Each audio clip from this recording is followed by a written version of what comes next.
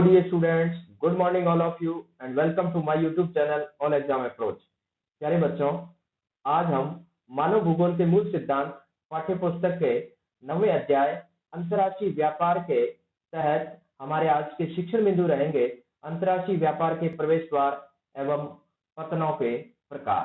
प्यारे बच्चों, सबसे पहले हम जानते हैं कि अंतर्राष्ट्रीय व्यापार का प्रवेश द्वार किसे कहा गया है। प्यारे बच्चों, इसमें प्रवेश द्वार का यहाँ पर अर्थ दिया गया है कि अंतर्राष्ट्रीय व्यापार की मूल अवस्था जहां से व्यापार की शुरुआत मानी जाती है। देखिए बच्चों, इसमें पहला बिंदु है कि अंतर्राष्ट्रीय व्यापार का प्रवेश द्वार बंदरगाह अर्थात पत्तनों को कहा जाता है। यानी क्या है कि अंतर्राष्ट्रीय व्यापार है, इसकी शुरुआत है ये समुद्र पार होती है। कहाँ बच्चों? समुद्र पार अर्थात क्या है, पोर्ट्स पर होती है, यानी बंदरगाहों से मानी गई है। यानी कि एक देश से अन्य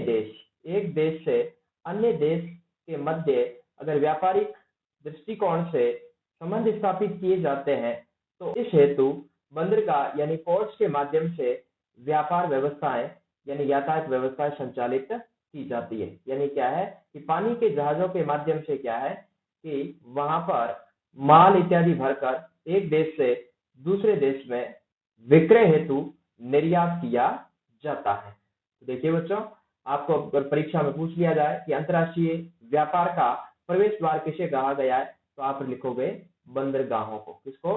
बंदरगाह, या फिर किसे कहा गया है? पतन को। वैसे सामान्यतः बंदरगाह और पतन का एक ही अर्थ होता है, लेकिन क्या है कि बंदरगाह वह प्राकृतिक क्षेत्र होता है जहां पर क्या है जहाज इत्यादि ठहरते हैं, जबकि पतन वह स्थान है जिसे क्या है आर्टिफिशियल तरीके से यानी क्या है कृत्रिम तरीके से क्या है जो बंदरगाह बनाया गया है उसे पतन कहा गया है।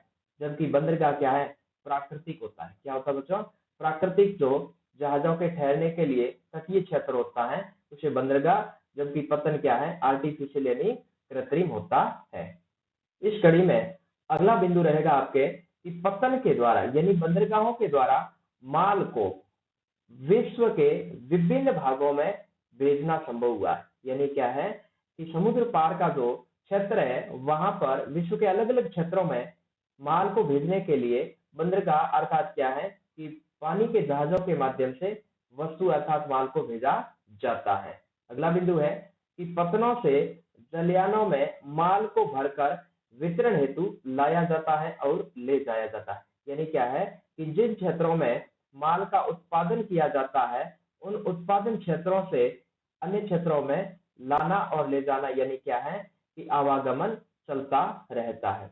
अगला बिंदु देखिए, बंदरगाहों के माध्यम से माल को एक स्थान से दूसरे स्थान पर सुरक्षित पहुंचाया जाता है। यानी क्या है बच्चों कि जो माल है वो एक स्थान से दूसरे स्थान पर सुरक्षित यानी वस्तु जिस रूप में भेजी गई है उसी रूप में इसी स्वरूप में क्या है अन्य क्षेत्र पर जहां मांग क्षेत्र है वहां पर पहुंचाई जाती है।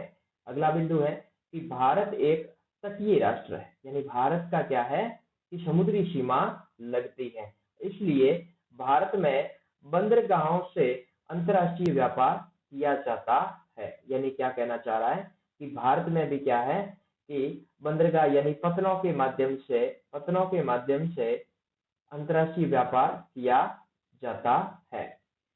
इस हेतु भारत का प्रायद्वीपीय क्षेत्र अनुकूल है। यानी क्या है कि भारत में जो बंदरगाहों के माध्यम से अंतर्राष्ट्रीय व्यापार किया जाता है वो क्षेत्र कौन सा बच्चों? प्रायद्वीपीय भारत है। यानी क्या है भारत का 3 ओर से घिरा हुआ क्षेत्र जो दक्षिणी भारत का है वहां पर क्या है ज्यादा से ज्यादा क्या है बंदरगाह स्थित है। कुछ बंदरगाह क्या है प्राकृतिक है तो कुछ क्या है कृत्रिम पतन है।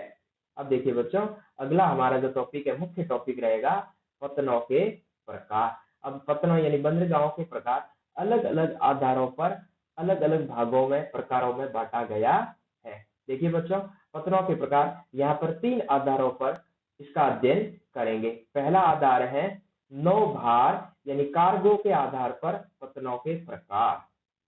दूसरा है अवस्थिति के आधार पर पत्रों के प्रकार, और तीसरा है विस्तृत यानी विशिष्टीकृत कार्य के आधार पर पत्रों के प्रकार। इनकी डिटेल हम एक एक करके अगली स्लाइड में पढ़ेंगे। तो सबसे पहले हम पढ़ेंगे कि यातायात के आधार पर यानी कार्गो के आधार पर पत्रों के प्रकार। कार्गो के आधार पर पत्रों के प्रकार। अब इस आधार पर पत्रों को 3 भागों में बांटा गया। कितने भागों में बच्चों? 3 भागों में बांटा गया। यानी क्या कहना चाह रहा है कि कार्गो का अर्थ यहाँ पर है जो भार वहन किया जाएगा, उस आधार पर क्या है 3 प्रकार के पतन यानी बंदरगाह होते हैं। सबसे पहला जो टाइप्स है वो है औद्योगिक या कार्गो पतन, दूसरा है वाणिज्यिक पतन, और तीसरा है बच्चों विस्तृत पतन। अब देखिए सबसे पहले हम बात करेंगे औद्योगिक या कार्गो पतन किसे कहते हैं। देखिए बच्चों, इस प्रकार के पतनों पर थोक भार वाले सामान का आदान प्रदान किया जाता है। देखिए बच्चों, यानी क्या है कि थोक भार यानी बहुत ज्यादा मात्रा में और बल्क के रूप में। क्या है बच्चों?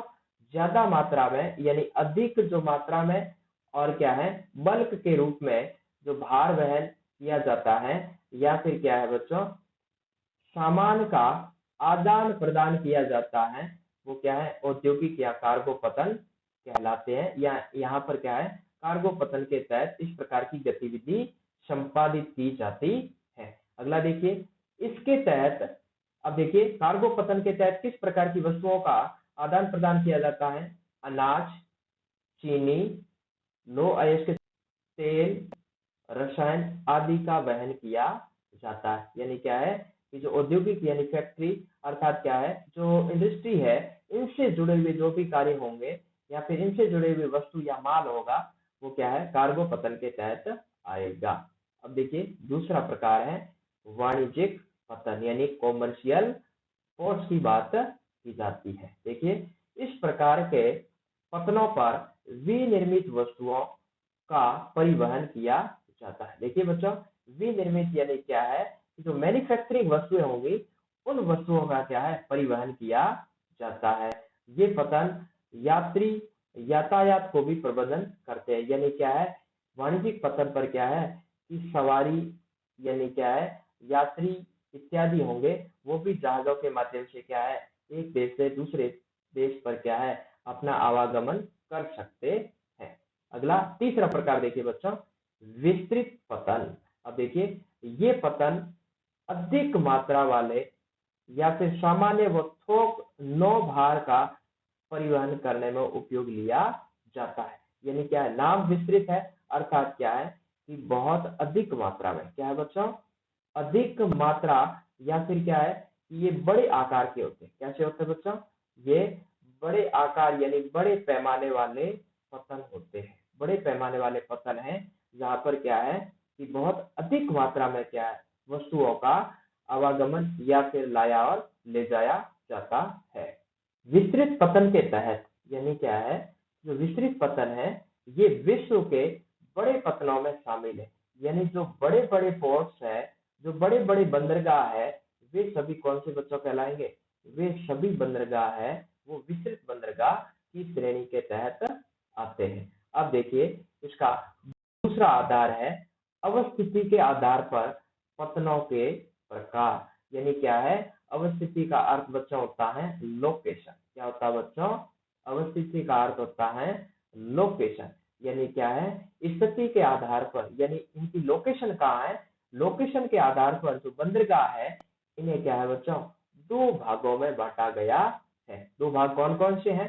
पहला है अंतर्देशीय पतन और दूसरा है बाह्य पतन। तो कौन सा है बच्चों?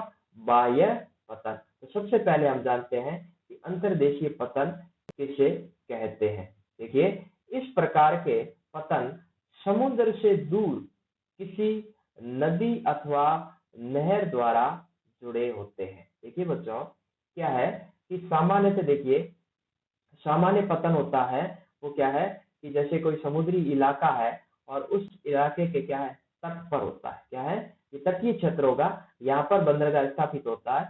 लेकिन अंतर्देशीय जो पतन होंगे ये समुद्र से दूर, क्या बच्चों, समुद्र से दूर, और समुद्र से दूर होंगे और साथ साथ में क्या बच्चों, ये किसी नदी या फिर क्या है, नहर से जुड़े होते हैं, नदी या नहर से जुड़े होते हैं। तो क्या बच्चों, ये नदी है और ये क्या है बच्चों, ये समुद्र है, ये क्या है, समुद्र है। तो इस समुद्र से दूर और नदी से जुड़े हुए, और ये क्या है, ये रहेंगे आपके पतन, यानी बंदरगाह, ऐसे बंदरगाह जो नदी या नहर के माध्यम से किसी समुद्र से जुड़े, और समुद्र से क्या होते हैं, ये समुद्री तट से क्या रहते हैं बच्चों, दूर होते हैं। और ये पतन सामान्यतः चौरस तल वाले जहाजों के गमन हेतु बनते हैं, यानी क्या है कि जिनका क्या है, फ्लैट टाइप बॉटम होगा, उन प्रकार के जहाजों के लिए क्या है, इस प्रकार के अर्थात अंतर्देशीय पतनों का प्रयोग किया जाता है। अब देखिए बच्चों, विश्व में इसके प्रमुख उदाहरण कौन कौन से, ये परीक्षा की दृष्टि से महत्वपूर्ण है कि विश्व के कौन कौन से ऐसे बंदरगाह है जो अंतर्देशीय प्रकार के हैं। तब देखिए बच्चों, जो मैनचेस्टर बंदरगाह है, कहाँ का है, यूके का, यानी यूनाइटेड किंगडम का मैनचेस्टर बंदरगाह है, ये क्या है, मैनचेस्टर नहर से जुड़ा हुआ है। क्यों, क्योंकि अंतर्देशीय जो बंदरगाह होंगे वे होंगे या तो वो किसी नदी से जुड़े होंगे या फिर किसी नहर से जुड़े होंगे। तो जो मैनचेस्टर बंदरगाह है वो क्या है, मैनचेस्टर नहर से जुड़ा हुआ है, इसलिए वो किस श्रेणी में आता है, अंतर्देशीय श्रेणी में आता है। अगला देखिए बच्चों, मैनशिप बंदरगाह, ये कहाँ पर है, ये देखिए बच्चों, ये मिसिसिपी नदी के तट से, अर्थात क्या है, मिसिसिपी नदी है उससे क्या है, जुड़ा हुआ है। अगला देखिए, कोलकाता बंदरगाह जो भारत का है, और ये किस नदी से जुड़ा हुआ है, हुगली नदी से, कौन सी, हुगली नदी से जुड़ा हुआ है। और चौथा उदाहरण है मैनेम और ड्यूसबर्ग बंदरगाह जो कहाँ पर, यूरोप की राइन नदी से जुड़ा हुआ है। ये चार इसके उदाहरण है अंतर्देशीय पतनों के, आपको परीक्षा की दृष्टि से याद करना होगा। अगला देखिए बच्चों, इसका दूसरा प्रकार है बाह्य पतन।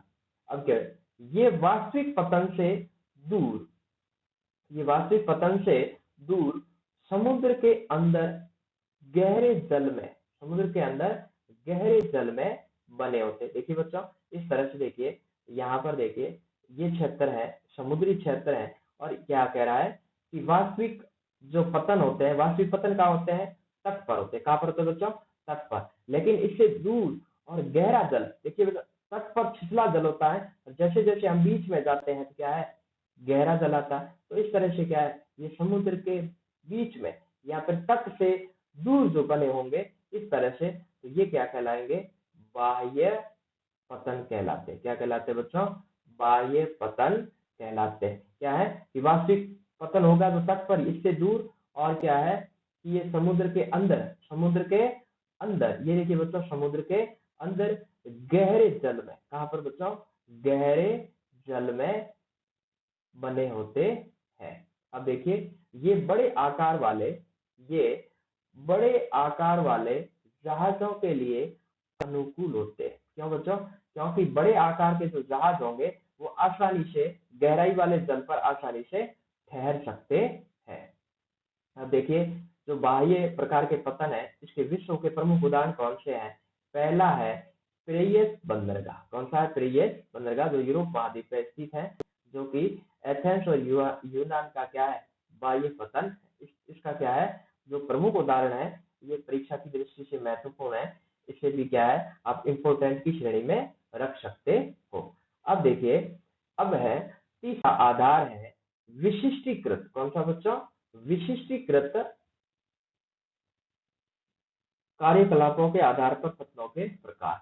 विशिष्टीकृत कार्यकलापों के आधार पर पतनों के प्रकार। अब देखिए बच्चों, तो स्पेशल जो फंक्शन है, स्पेशल फंक्शन के आधार पर पतनों को 5 प्रकार अर्थात 5 भागों में बांटा गया है। यानी क्या है कि स्पेशल जो फंक्शन है उस आधार पर पतन यानी बंदरगाह कितने प्रकार के होते हैं, 5 प्रकार के। कौन कौन से, पहला है तेल पतन। कौन सा बच्चों, पहला है आपके तेल पतन।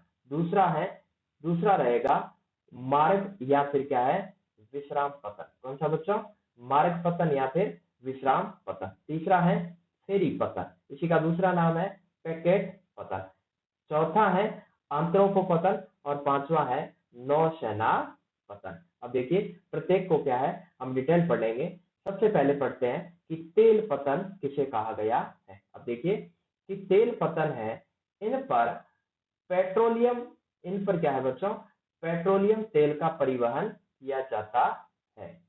तो नाम से विदित है कि जो तेल बंदरगाह होंगे, तो तेल बंदरगाह होंगे वहां पर क्या है कि तेल का ही ट्रांसफर अर्थात आयात और निर्यात किया जाएगा। यानी यहाँ पर क्या है पेट्रोलियम पदार्थ है उनका निर्यात एवं क्या है आयात किया जाएगा।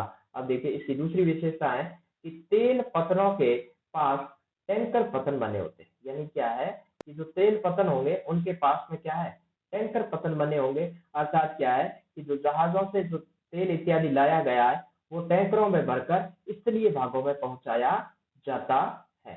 इसके देखो प्रमुख उदाहरण देखिए, मराकाइबो जो वेनेजुएला में है, ये क्या है टैंकर पतन है। और दूसरा इसका उदाहरण है एस खीरा जो कहां पर है ट्यूनिशिया में है। इसके अलावा देखिए त्रिपोली टैंकर पतन है लेबनान में, और अबादान तेल पतन जो शोधन पतन है यानी रिफाइनरी का बंदरगाह है जो कहां पर है पर्शिया ईरान की खाड़ी में स्थित है। अगला देखिए विश्राम पतन। अब नाम से विश्राम अर्थात क्या है कि ये वे पोर्ट है जहां पर क्या है कि लंबी दूरी के लिए बंदरगाह से जब दूर जहाज जाता है तो बीच में विश्राम के लिए रुकता है, तो वो कौन से हैं विश्राम पतन कहलाते हैं जो उसके रास्ते में आते हैं।